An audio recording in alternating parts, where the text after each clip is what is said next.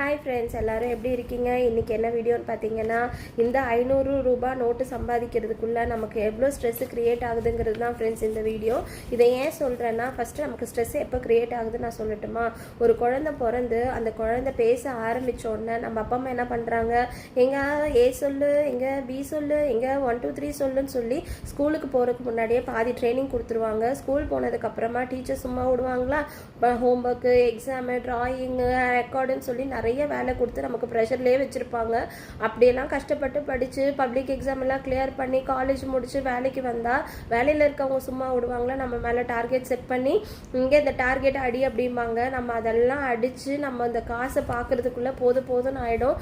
அப்படி இந்த ரூபா நோட்டை சம்பாதிச்சு நம்ம ஃபேஸில் ஒரு சந்தோஷத்தை பார்க்குறதுக்குள்ளே பாதி ஆயுசு முடிஞ்சிடும். இப்போ சொல்லுங்கள் ஃப்ரெண்ட்ஸ், நம்ம வாழ்கிறது எவ்வளோ கஷ்டம், ஸ்ட்ரெஸ் இல்லாமல் லைஃப்பை கொண்டு போகிறது எவ்வளோ கஷ்டமான ஒரு விஷயங்கிறது. பாய்.